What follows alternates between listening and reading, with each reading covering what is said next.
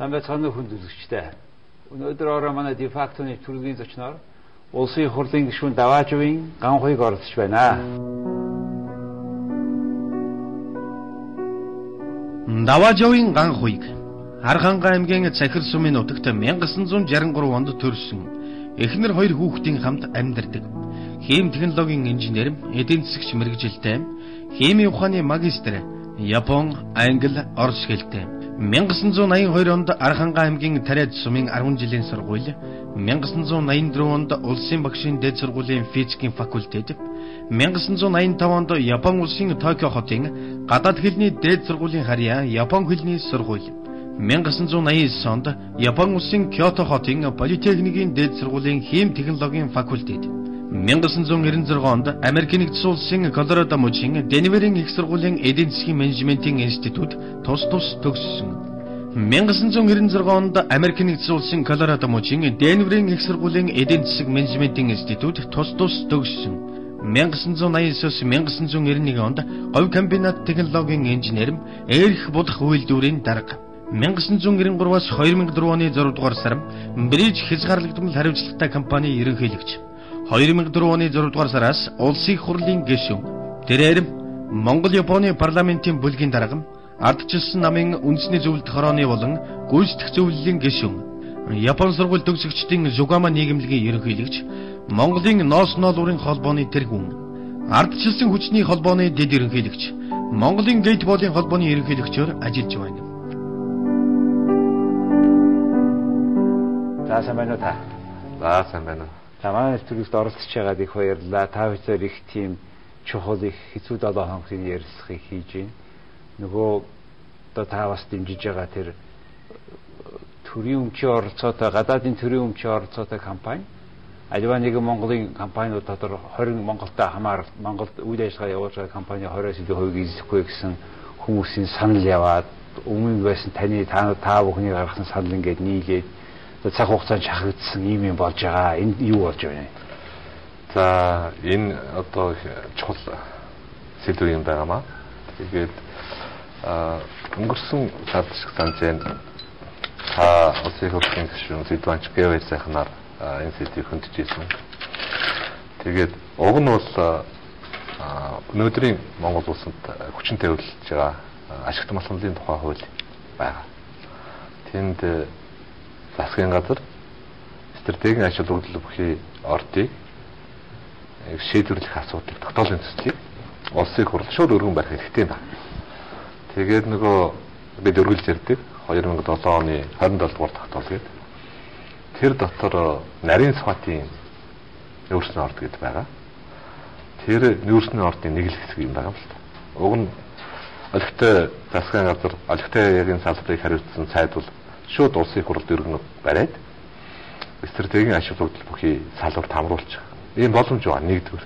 Хоёрдугаарт нь за хоёр хуулийн төсөл энэ чиглэлд энэ удаагийн улсын хурлд өргөн баригдсан.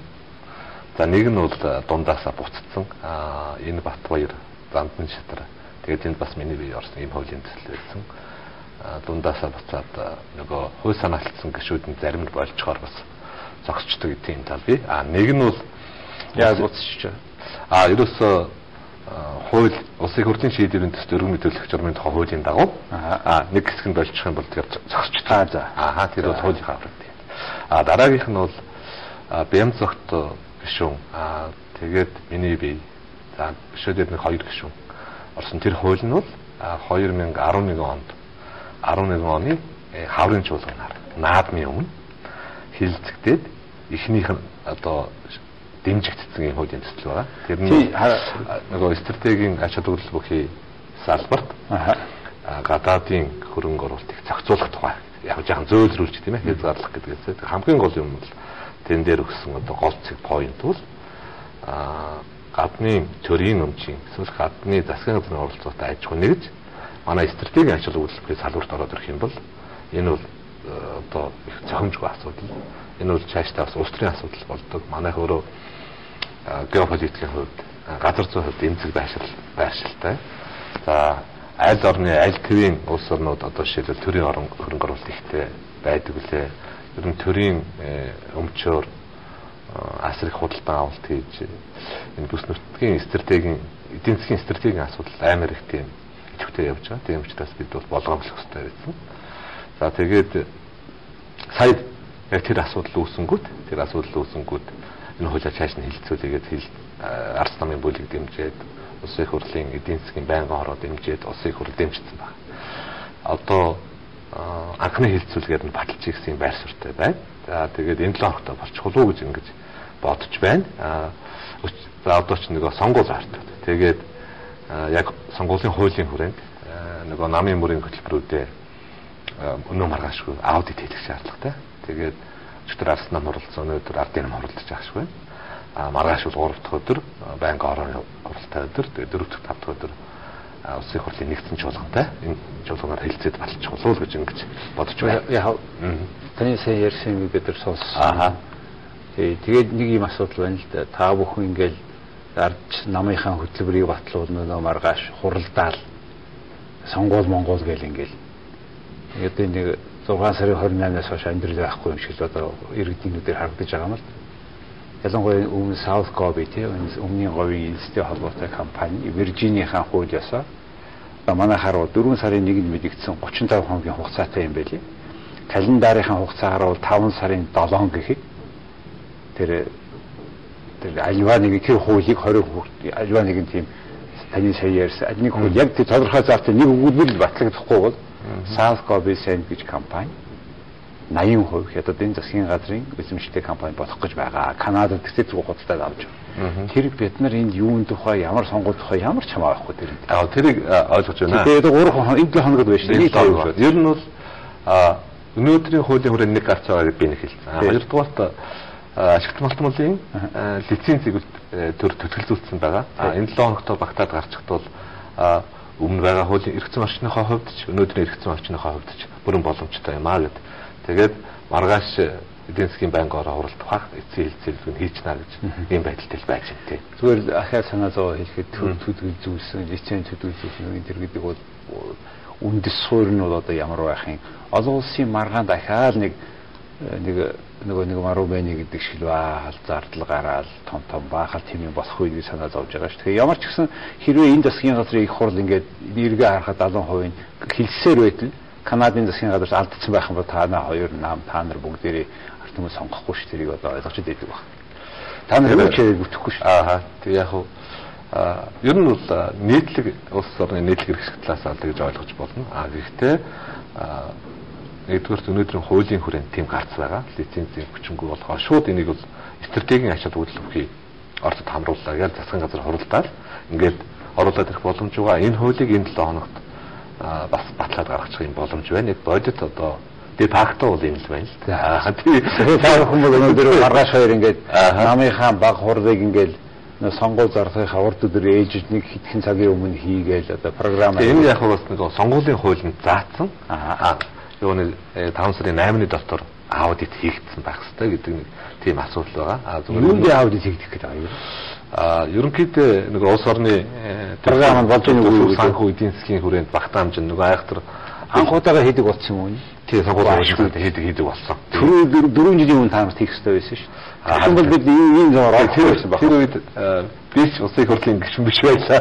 Та ч гэсэн мэдж байгаа ах гэж ингэж ойлгож байна. Та 2004 хэд оны хөл их 2004 он. Тий. Тэр яг тэр юу гомхи гишүүнэ та тэр мэдээж та бол ингээд их хурлын гишүүд хууль ингээд санаачдаг юм тав байд юм байна л. Тэгээ тэрийг би ингээд тусна шаваад үзэн асуугаа сургуулад явахаар та 32 хуулийг санаачсан байх юм. Тэр заримд нь мэдээж хуучин хуульд өөрчлөлт оруулсан байна, шин санал. Тэгэхээр энэ утгаараа бол маш их хөдөлмөр хүч зарцуулж нөгөө эрчим бүртгэлийн төрөө тун гайгүй юм шиг ба шүү дээ. Гайгүй тэр ч одоо юуны төлөө юу гэдгийг энэ улс төрийг сонгосон. Улс төр гэдэг чинь зүгээр нэг зугаалах эсвэл баяжих гэж ирээгүй. Хэцүү ажил хийх гэж энэ улс орныг бас хөгжүүлэхэд би бас тодорхой хувийн оруулах юм шиг байна гэж ингэж бодож зорж ирсэн учраас улс төрч болсноос хойш би хоёргүй сэтгэлээр яг бизнест байсан шиг л одоо хөдөлмөрлөж байгаа гэж ингэж ойлгож явдаг л да. Харин тийм учраас таны гаргаж байгаа хуулиудын ач холбогдол бид нар ингээд улс оронд өгж байгаа нөлөө энтрийг одоо ингээд би тэр таны 32 хуулийн санаачилсан тэр хэсгүүдийг ингээ хараад тэгээд бас бодож байлаа л да. Энэ дотроос холбогдоод зарим 1-2 хон хуулитай холбоотой нэг асуудлыг тантай хөндөж ярих гэж бодсон юм. Үүний нэг нь жишээ та ингэж штэ түн ширчим хүчний салбарын талаар авах зарим арга хэмжээний тухай юм хууль их хурлын тогтоолын төсвийг гаргасан байна. Тэндээ засгийн газрын үнд цаас гаргахыг зөвшөөрөх тухай Монгол Улсын их хурлын тогтоолын төсөл гэж 10 онд. Энэ ямар үнд цаас гаргах тухай яригдж байна. За ерөнхийдөө яг түн ширчим хүч гэдэг нь бол бас энэ маш чухал салбар. Ёстой нэг стратегийн ач холбогдолтой салбар. Монгол Улсын тухайд би эрчим хүчний асуудлыг биедан шийдвэрлэхээс гадна эрчим хүч экспортлох асар их боломж бий. Асар том хоёр зах зээл Монголд байгаа гэдэг нэг юм асуудал. Тэгээ энэ дээр харьцангуй дотооддоо бол эрчим хүч аль болох хямдхан одоо зүйсний монопол аж ахуйн нэгжийг нийлүүлэгдэх учраас тэгээд гол асуудал нь бол бас гадагшаа гарахад бэлтгэл хангах уул уурхайн салбарч гэдэг юм бизнесийн салбарт бас зохицуулалтаа гарч чөлөөлөх юундаа бол бас өөрийн оронд хэрэгжилж байгаа эрчим хүчний үн экспортлж байгаа эрчим хүчний үн ойролцоо байх дэлхийн хөдөлгөөний байгууллагын гишүүн орлын тухайд энэ талаар хэлэх. Тэгээ энийг бол дунд хугацаанд тавьсан юм улсын хурлын тогтоол юм байгаамаа гэдэг. За бондон дээр бол хоёр төрлийн бонд санаалхад оролцсон байгаа. За нэг нь бол нэг улсын төсөв гэдэг юм чинь бол өнөөдөр орж ирэл маргаашгараа иддэг. Тэгээ Монгол улсын тухайд бол бас өөрийнх нь онцлог байгаа. Тэр нь юу яаж яах гэхээр хүүтний удирдал одоо шүлэл 1-ээс 4 сар 5 сар хүртэл бол Монголын төсвийн орлого бол их тааруу хүрэлтдэг.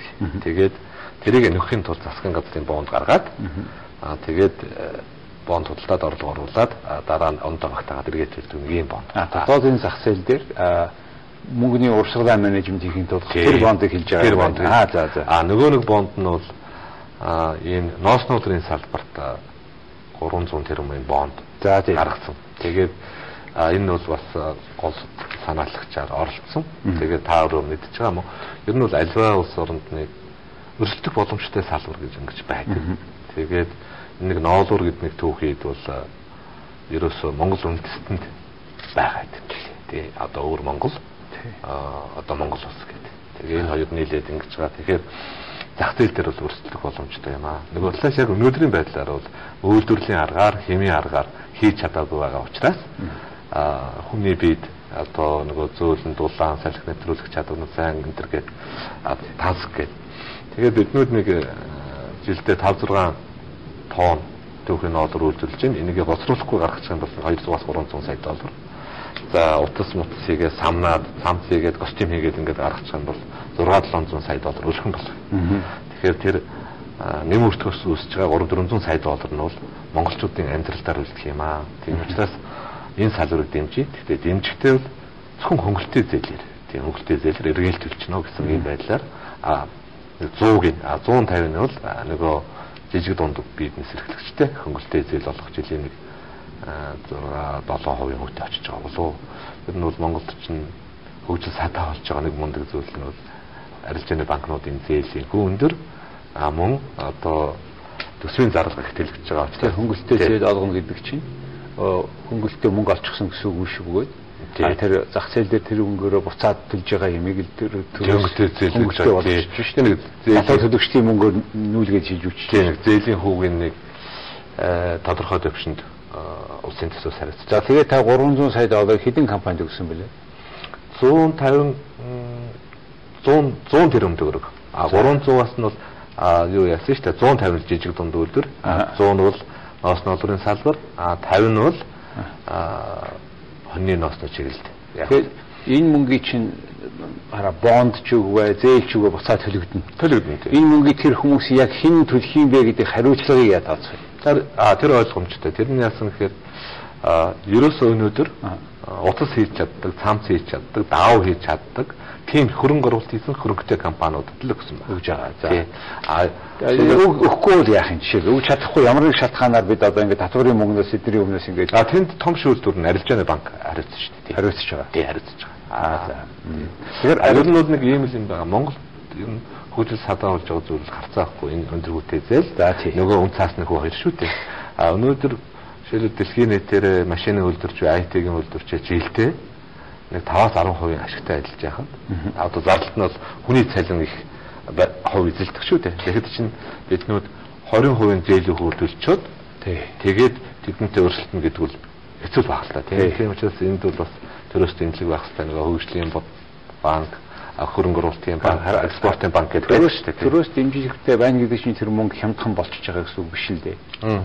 Яагтвэл тэр чинь ахаал эдийн засгт тэр мөнгө ороод өөрийнхөө банкуудтайгаа цуг банкныхаа хүүг бурууж чадахгүй байхгүй тэр чинь. Тэгэхээр та ер нь юу гэж бодож байгаа юм бэ? Яагаад Монголын банкны хүү ингээд таны одоо та өөрөө Японд инженерээр сурсан гэхдээ говь компанид ажиллаж байсан, энэ эдийн засгийн өөрийн хувийн компани байгуулсан сайн Bridge Group ажиллаад нөхдүүдтэйгээ ерөнхийдөө өөр нь ажиллаж байсан Монгол улсын шилдэг бизнесээр 2 удаа шалгарч байсан.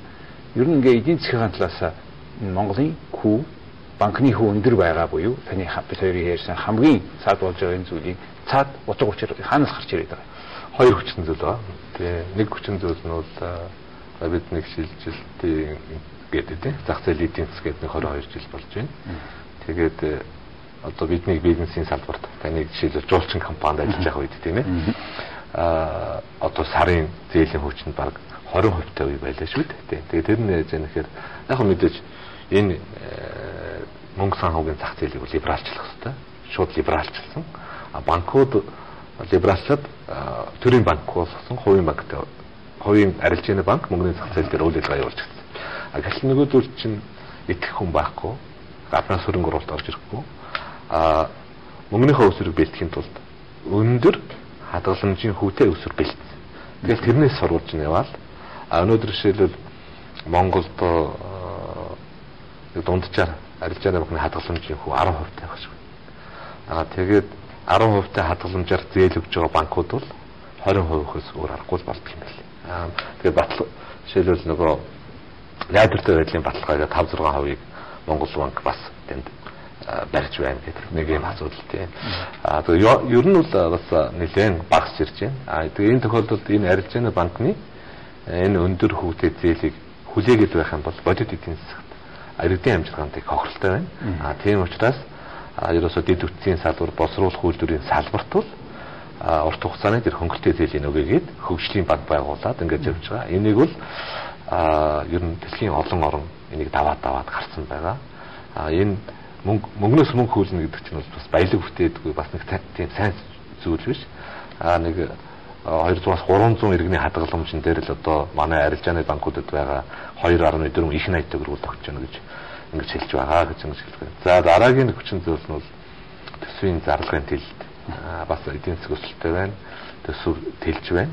Тэгээд төсөв тэлэхээр инфляц өргөчих гээд байдаг. Тийм учраас Монгол банк нөгөө инфляц онилдог алдартай ганцхан бодлого явуулна. Гэхдээ ер нь бол энэ инфляц онилдог бодлогот бол өөрчлөлт хийх ёстой. Монгол банкны бодлогын хүү өндөр байна гэдэг бол арилжааны банкны зээлийн хүү тодорхой хэсэг нэг арилжааны банкны одоо шил $100 зээлэх юм аа гэхэд 20-30% нь бол Монгол банкны бодлогын хөвгийн тэр өндөр байдал бол нөлөөлдөг. Нөгөө талаас нь энэ инфляцт бол гол зүйлүүд нь хэлдэг нэг төсвийн тэлэлтийн асуудал, өөрийнх нь үндэсний валютын худалдаа авах чадварын асуудал, гуравт нь нөгөө хэрэглээний саксны 280 хэдэн төрлийн барааны асуудал байгаа. Тэр дотор Монгол бол нэг 10-аад төрлийн бараа байгаа. Энийг засгийн газарт өрсөлдөөний хуулиар эрэлт нийлүүлэлтийн зохистой байдлыг хадгалах холбогдох хувийн хвшлээ одоо дэмжиж ажиллах гэдэг. За Улаанбаатар хот сар 100,000 тонн мах хэрэгтэй байдаг бол 105,000 тонн мах тий бэлтгэл яа тэнд нь дэмжлэг үзүүлээ гэдэг. Энэ бол одоо шил будаа хийдэг оронд бол яг будаан дараа ийм зохицуулт хийгддэг. Тэр байдлаар нь бол засгийн газарт хуулиар бол үүрэг даалгавар өгсөн байгаа. Одоо жишээлбэл мах, гурил, хүнсний ногоо, бензин шатхамж гэдэг энэ бүх юм дээр одоо хууль бусаар өгсөн хуульдагч гэх юм уу хомсдол үүсэн тохиолдол ченж рүү ичдэг байсан. Засгийн газар хамтарч ажиллах тэр төсөв санхүүтэй холбоотой асуудлыг бол улсын хурлаас баталж өгч байгаа. Ийм байдлаар л явж байгаа л гэж ингэж хэлэх байна да. Тий, та нөгөө талаасаа бас өөрөө өрсөлдөөний тухай хууль, энэтэй холбоо өрсөлдөөнийг чангалах тухай энэ тухай бас хуулийн санаач хийжсэн юм билээ. Тэгээ энд ингээд үзэхэд нөгөө нэг саяын таны ярьснаас гадна бол нөгөө нөхцөл нь үнхээр чөлөөтэй өрсөлдөөнийг бий болгоход бид анхаарах тийм ээ. Тийм юм шиг байна. Тэгэхээр энэ чөлөөтэй өрсөлдөөний үр дүнд бий болгож жишээлбэл 100 одоо тэр тооныг тий махыг би 105 болгоно гэж ярьж байгаа бол тийм хэмжээний сонирхлыг өрсөлдөөнийг бий болгохын тулд юу хийх хэрэгтэй юм бэ? Энэ л одоо хамгийн хосрогдоод байгаа энэ хэсэг биш юм уу? Яг хуу ер нь тэгээд шудраг өрсөлдөөний орчин байх юм бол иргэд хэрэглэгчид хождог хамгийн сайн нөхцөлд бол үн хамаарна. Тэгээ хамгийн чанартай, хамгийн одоо комфорт сайтай, хамгийн одоо хэрэглэгч таалагдах бүтээгдэхүүн нийлүүлнэ гэдэг нь энэ бол зах зээлийн өрсөлдөөн техникийн яг үндсэн зарчим л да. Энэ дээр бас төрийн зохицуулалтууд тодорхой төвшөнд байгаас бас өөр аргагүй. Төрийн зохицуулалт бол ил тод байх хэрэгтэй. Нөгөө талаас төрийн зүгээс аливаа бизнес эрхлэгчид нь бол бүгдэд тэгш хандах хэрэгтэй гэсэн нэг иймэрхүү зарчмууд байгаа. Тэгээд тэр төрийн зохицуулалт гэдэг дээр бол нэг хоёрхан зүйл орж ирдэг. Нэг нь бол ерөөсөө зүйсний монопол аж ахуйн гэж байгаа. Тэгээд тэр нь бол яадаг вэ гэхээр энэ цахилгаан тэгээд энэ ус за ерөөсөө төрийн өмчийн төрийн оролцоотой иргэдэд энэ амжилгаанд өдөр тутмын нөлөөтэй энэ бараа хүчилгээнүүд энийг бол төр хамгийн бага үнээр алдагдaltaгүй гэдэгтэй нийлүүлэх үүргийг хүлээдэг. Тэгээ энийг ингэж нийлүүлж яах үгүй юу гэдгийг нь бол улс төрөөс хараад бас шудраг өрсөлдөөн хэрэглэгчийн төлөө гараад тэгээд хянах хэрэгтэй. Тэгээд тас алдагдaltaгүйгээр зохицуулах хэрэгтэй гэж. Тэгээ манай сахилгаан арчин машины зохиол ингээ уцаа ярихад энэ чи бүгдээрээ тойроод алдагдал. Нэг үеэр бол сайжирч юм л да. Харилцсан өрнө. Одоо бас тэгсэн ч гэсэн алдагдaltaтай яваад байх юм шиг. Тэгээ за энэ бас ажиллагаанаас нөгөө төрөл гэж ярьдаг төр гэдгийн юмны алдалт хүн байгаа хариуцлагагүй байдлаас боссон зүйлч байдаг юм байлээ. Нөгөө талаас биш. Тухайлбал одоо энгийн дугаар хорооны гэр хоолын иргэнд нүүрс хят руу гаргаж байгаа экспорт өмнөр нийлүүлэгдэж байхад дөрөвдүгээр цахилгаан станцын одоо шинжлэл нүүрс бол нийлүүлэгдэж байгаа нүүрс хэтэрхий хямдхан байгаа зэрэг юм асуудлууд бий. Нөгөө талаас эдгээр хувь хүний хариуцлагатай шууд холбоотой асуудлууд бас байгаа. Дундуур зовчуулдаг нөгөө цахилгаан станцууд уурхай төрөмчийн уурхайнууд нь бас дөрөнтэй тоног төхөөрөмж олон жилийн свяпат сэлбэгэнт нийлүүлдэг янз янзын асуудлууд байгаа. Хэтэрхий бас эрчим хүчний удирдах газар нь бас эндээс тэр өмтөн төрөөд байдаг тийм бодит тохиолдолд тэгээд удирдлагын зардал их байдаг гэдэг. Яг тэгээд энэ эрчим хүчний асуудал жишээлбэл олон оронд ингээ иймэрхүү байдалтай байгаа. Олон нийтийн хяналттай. Гэхдээ бас асуудал үүсгэл байдаг юм лээ. Ер нь бол Иванда Монголд хууль хэрэгждэг хуулийг хэрэгжүүлж чаддаг үүсгэцэлтэй улсын хурлтай тохиолдолд энэ бол сайжруулах явах боломжтой юм аа л гэж хариулах байна да. Тэгэхээр та сая их чухал асуудлыг хөндөж байна. Та өөрөө хууль зүйн үүднээс энд бас хандсан нэлээд нэг шийдэхээр оролцсон байж. Та энэ төрөөс нь тэр бүмтэн төрөөд идэв. Бизнесээс нь баг төрөхгүй байгаагийн одоо энийг харилцахын тулд яавал зүйтэй. Нэгдүгээр, хоёрдугаар. За ерөнхийдөө хоёр л асуудал байгаа л да хууль төрийн хариуцлага асуудал дээр нэгдүгээрт бол улс төрийн хариуцлага. Тэр нь бол улс төрчтэй тооцогддог хариуцлага. Улсын их хурлаас томилогддог засгийн газартай тооцдог хариуцлага, засгийн газрын гишүүдтэй тооцдог хариуцлага. За тэгээд нэг иргэдийн төлөөлөгчдийн хурал тухайн шатны засаг дарга гэл ингээл явчихна л да. Тэгэхээр энэ нь бол ер нь улс төрийн хариуцлагад бол тухайд бол туйлын хариуцлагагүй байгаа. Жишээлбэл Монгол улсыг одоо шийдэл ашигт мартмал Монгол улсын эдийн засагт ашигт мартмал бол өнөөдөр үнэхээр нөлөөтэй байна. Энэ дээр сонирхлын чирчлэлтэй хүн сайд ерөнхий сайд хийж ивэл тэрний үгийг хэн сонсох вэ? Тийм учраас энэ сая ашиг сонирхлын чирчлэлийн тухай хууль бас гарлаа. Дээрээ гүйдлээ болж бол доороо суулаа болно гэдэг нь бол энэ ойлгомжтой асуудал. Хон сарын 1-ээс мөрдөлтөн тийм үү? Тий. Өчигдрөөс. Ашиг сонирхлын чирчлэлийн тэнд гол заалтанд хоцорсон байсан. Тэр нь ингээд одоо асар их хөрөнгөтэй өөртөө за нэгдүгээр төрлийн одоо төрсөн дүү эхнэрийнхэн дүүнүүд янз янзын улсуудаар ингээд хөрөнгө бүртгүүлчихдэг юм шиг байгаа. Тэгээд сонсоод байгаа. Би тэрийг бол огч мөрж явахгүй л дээ. Гэхдээ тэр олсон хөрөнгөө хууль ёсных юм аа гэд тайлбарч чадахгүй бол хариуцлагатай гэдэг. Хуулийн хариуцлагатай. Тийм хэдийнээс эхэлж тэр нь 5 сарын 1-ээс тий. За тэгэхээр одоо хүн болгоноос яах юм? Техникийн хувьд хүн болгоноос очиж асуух юм уу? Хин яг хэрэгжүүлэх юм гэж. Энэ бол алихтай тэмцэх тухай хуулийн заалт. Алихтай тэмцэх газарт бол нөгөө мэдээлэлээр байж болно. Бас одоо иргэд мэдээлж болно. Хууль хяналтын байгууллага өөрөө хянаж болно. За тэгэл янз янзын асуудал байдаг. Энэ хүрээнд шалгаж шахаж шаардах ёстой л гэж ингэж л ойлгож байгаа. Энэ бол бас нэг талаасаа ийм хуулийн заалт орно гэдэг бол эрүүл ухаантай хүмүүсд бүгдөө бас болгоомжлож явах ийм асуудал үүснэ гэж ингэж ойлгож байгаа л доо. Тэгээс энэ одоо байгаа удирдлагууд дээр нөлөөлөхгүй гэж үзэж байна. Одоо байгаа хүмүүс жишээлбэл олсон сонгол хүртэл нөлөөлж болно. Нөлөөлнө. Нөгөө хүмүүс ийм байна гэж асуудлыг тавих юм бол шүү дээ. Тий. Шалтгаан гаргаж тийм шалтгаан гаргаж явах. Түүнээс ойлгоотой тэмцэхээс бүгдэнд захаа бичихгүй юм байна. Захаа бичихгүй байх та. Са энэ ийм ингэсэн байгаа хараа энэ засгийн газрын бүрэлдэхүүний 3-1-ээс дээш хүн улсын их хурлын гишүүн байж болно гэж юм хуулийн төслийг боловсруулсан юм уу? Улсын хурлд өргөн барьсан юм. 3-1 нь байж болно гэж та үзэж байгаа юм уу? Тий. Яагаад? За 3-ны би нөгөө хэрэгжүүлдэг хүмүүс нь биелүүлдэг хүмүүс нь хэрэгжүүлэх юм асуудал юм л да. Монгол улс хүн ам зүйтэй тийм учраас парламентын гишүүдийн тоог сонгохдоо 76-ыг сонгосон. Энэ нэгээрээ нэг хэсэгтээ явах шаардлагатай. Тэгээд бас цөөхөн гишүүнтэй байна л да. Тэгээд засгийн газрын гишүүн жишээлбэл 12, 15 гэдээ болдог. Тэгэнгүүт нөгөө улсын их хурлын засгийн газартаа хяналттай хөстэй хуулийн хэрэгжилтэнд хяналттай хөстэй гэдэг үндсэн бүгд зугаа хамгийн хариуцлагатай бүгд зугаа. Бүгдөө засгийн газрын гишүүн болчихоор бол нэг болохгүй байна гэж. Хоёрт нь ягаад одоо жишээлбэл 3 ерөнхий сайд дээр нэг 3 ч юм уу 4 сайдыг улсын их хурлаас томилох гээд байна л гэдэг ойлголт маань ч гарч ирж байгаа юм л да. Тэр нь бол яаж яах гэхээр улсын их хурл чинь бол намын мөрийн хөтөлбөрөөр сонгогдсон хүмүүс их юм гээд 80-90% бүрдүүлсэн. Тэгээд тэрнээс засгийн газраа томжигдсон. Засгийн газар нь ийм мөрийн хөтөлбөр бол намын мөрийн хөтөлбөрт үндэслэх. Тэгэхээр ерөнхий сайд, сангийн сайд, нэг ерөнхий чиглэлгийн гэдэг юм да. Нэг хууль зүйн гадаад хэргийн сайдын төвшөнд бол бас улсын их хурлын гишүүн байх зүйтэй юм а гэж. Зүгээр ер нь бол дэлхийн нийтээр бол бас нэлээд өөр хандлага бол явж байна. Тэр нь яаж юм ер нь бол улс төрч дипломат, улс төрийн хариуцлагыг өндөрчүүлээ гэдэг. Тухайлбал Японд бол нэг яамд 3-4 улсын их хурлын гишүүн.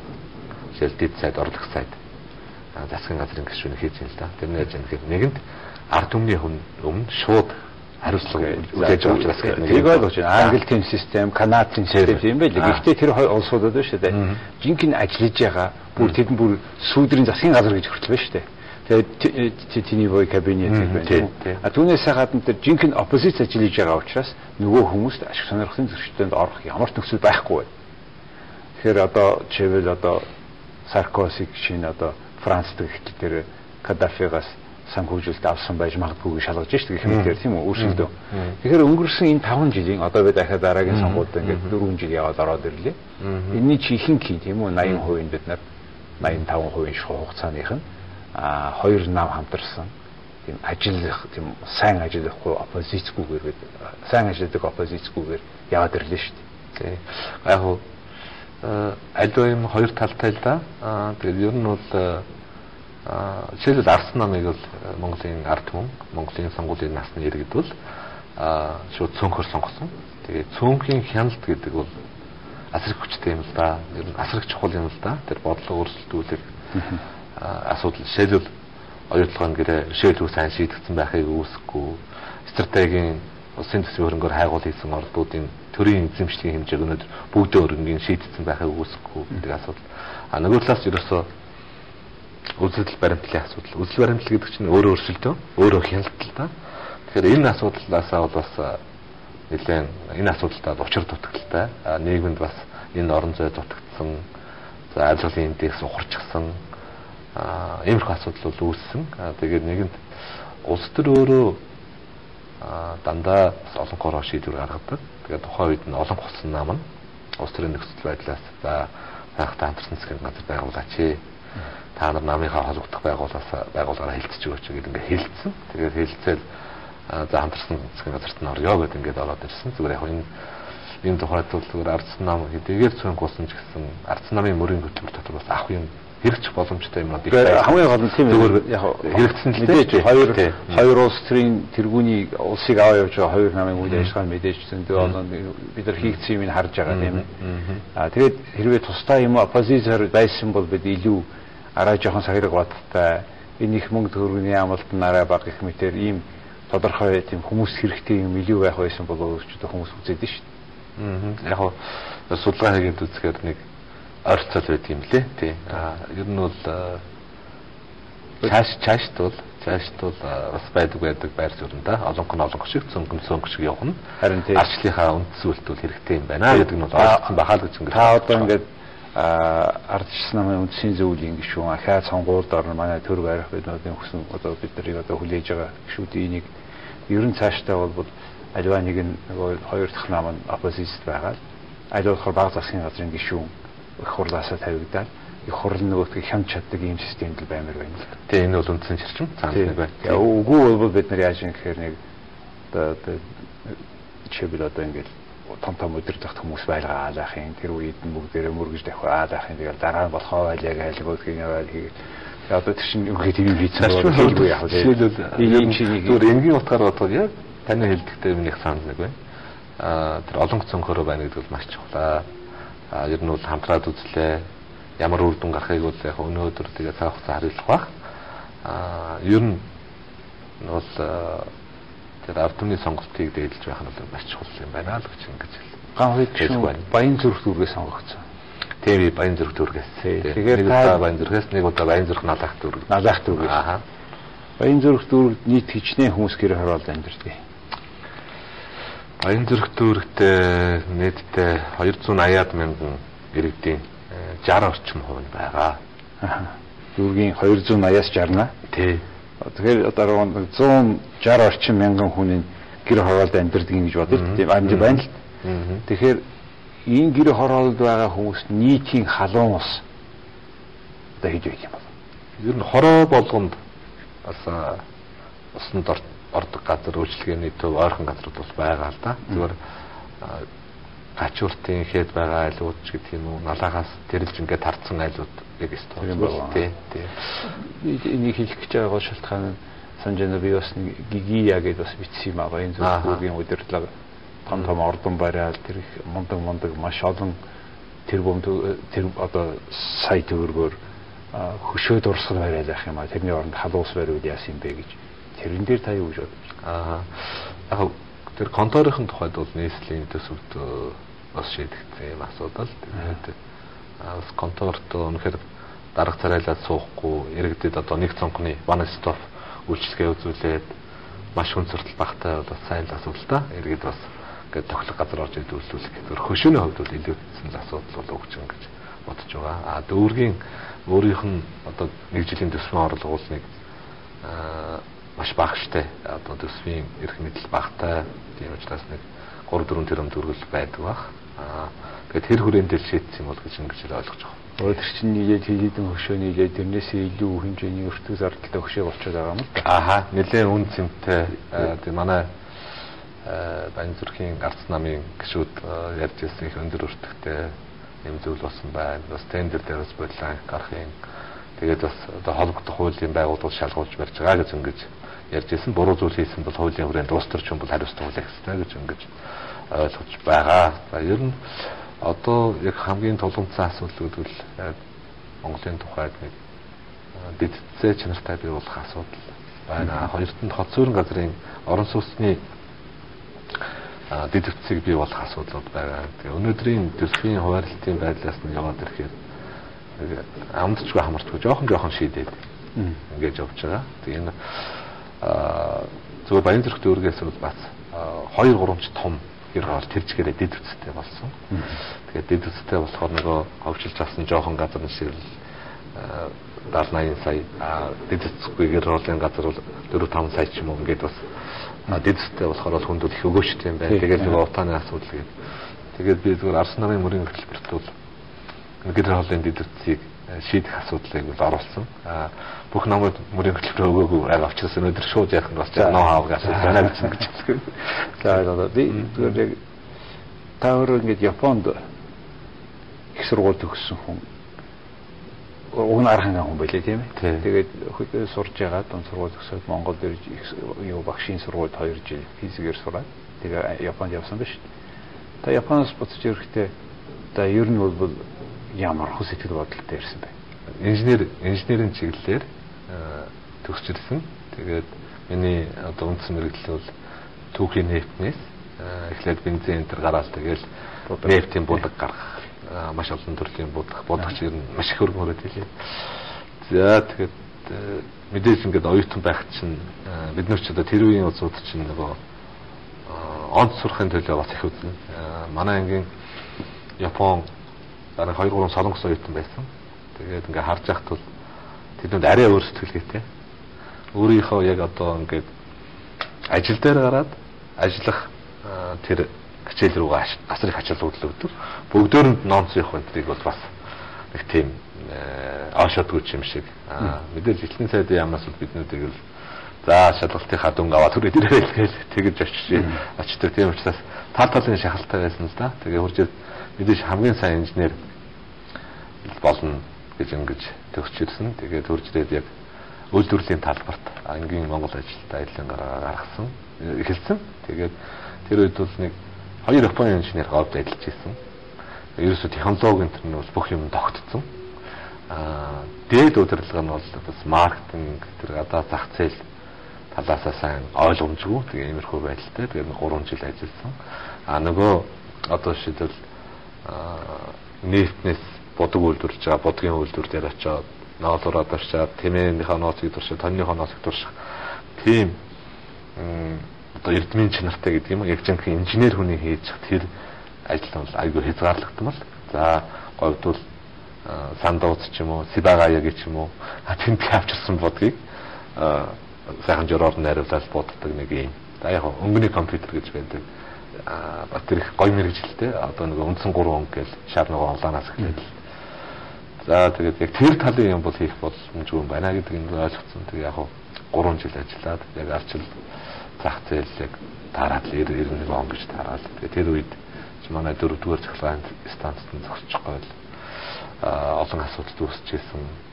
Тэгээд Японы хөгжлийн албан ёсны тусламж эхлээд 4-р цахилгаан станцд орсон. Инженер хүнтэй тэсгэлээр зарчуулганд ирж байна. Ер нь бол их орон маань сайхан алдсан орон болох юм байна. Хүмүүжүүдтэй сэтгэж өөрийнхөө тархинд байгаагаар амьдрах юм боломжтой болох юм байна гэдэг.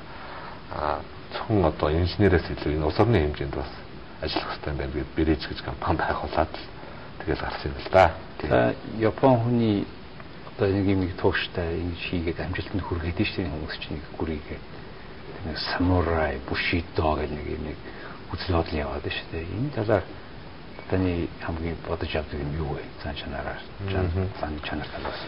Тэ за энэ японочууд тэр бушидо, самурайгийн тухайд бол Япон гэж үндэстний тухайд бас нэг хэсэг л одоо жишээлбэл нөгөө сүүлчийн эзэнт гүрэн сүүлчийн самурай гэх кино байдаг тийм. Тэгээд тэр үедээ бол бас яхан туушраад тийм самурай л одоо хөгжлийн саадаа болж байгаа гэдэг юм зүйл байсан. Тэгээд тэнд бол одоо өөрснөө бие биенээ жинхэнэ самурай хомоно гэдгээр бахархдаг. Тэр нь бол альбаад унж байна, найз нөхдөд унж байна, эзэндээ унж байна. Унж байж чадахгүй амиа орлоход бэлэн гэдэг. Тийм бисап бол бас их байдаг. Тэгээд хөтөл бол жишээлбэл ямар ч байсан 10 жилд нэгийг чадах хэсгээ үзнэ. Тэгээ 10 жилд үзээд одоо хүний зэрэгтэй юм хийж чадчихвал болж байгаа гэж үзнэ. Тэр шатанд цааш нь үргэлжлүүлэх үү? Эсвэл өөр замыг сонгох уу гэдэг иймэрхүү бисап бол бас байдаг. Тэгээд Япон хүн бол хүний хийснээс хийснийг сайжруулж хийж чадна, хүний аливаа юм хийхдээ хинээс илүү сайн хийж чадна гэдэг ийм асуудал. За бүх юм бол багаар явах хэрэгтэй гэдэг. Багийн хүч байгаа шүү гэдэг. Иймэрхүү бисапд нь бол бас их таалагддаг л да. Тийм учраас Японд төгсөн хэдэн залуучууд та нарын найз нөхдүүд нийлээд тэр бриж компани тэгээд та нар тэр энэ нарны зам гэж бидний одоо болтол чанарын гайхаад байгаа энэ замыг ерөнхий гүйцэтгэгч нэг юу тань. Бид нар туслан гүйцэтгэгч нь хийсэн. Гол нь Японы хүмүүс. Японы инженерүүд хяналтын тэгээд тоног төхөөрөмж нь орж ирээд. Энэ нарны зам шиг гайхамшигтай өөрөөш бус замуудаас бид нар зам болгоны зүүн болгон засч шít. Нарны замыг засахгүй. Энэ юу юм болгочих вэ? Энэ бол ерөөсөө л одоо үйлдвэрлэлийн хяналт, явцын хяналт юм билээ. Ер нь бол их л бас амархан гэж хэлж болно л доо. Зүгээр ер нь зам тавихын тулд эхлээд нэг бүтэн жил цагаарын өөрчлөлт, газрын одоо хөрсний болон газрын гүний хөлдөлтийг бол ижүүр хэмтсэн байсан.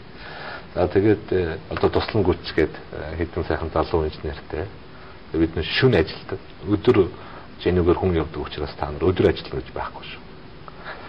Тэгээд одоо хамгийн доотлих нь шорон давхар. Тэн дээр шийдэл компакшн гэж ярьдаг л да. Нэг хадуужуулах. Тэгээд тэрийг муу хийгээл за 2 км газар хуу татуулаад за одоо энийг та нар төгсөн төсөөсөө хасан шүү гээл. За нөгөө тэрний дээдлийн асфальтын давхар нэг ганц 2 удаа яаж дахиад 40-50 сая төгрөг гүйцэтгэж хасуулаад тэгэл ерөөсөө яг стандартын дагуу явахаас аргагүй. Тэгээд яг хараал төмөр энэ төмөр баавараа хараал зогсчихдог. Тийм байдлаар явсан л та. За та Монголын засаглалд энэ нарны замыг байгуулсан шиг нэг тийм сайхан дардан зам тавих тийм ажилд оролцсон гэдэгт бүрэн итгэж байна. Тэгээ таны дараагийн улс төрийн болон Монгол улсын засаглалыг сайжруулах ажил амжилт хүсье. За хамтдаа зүтгэе. Баярлалаа. Баярлалаа.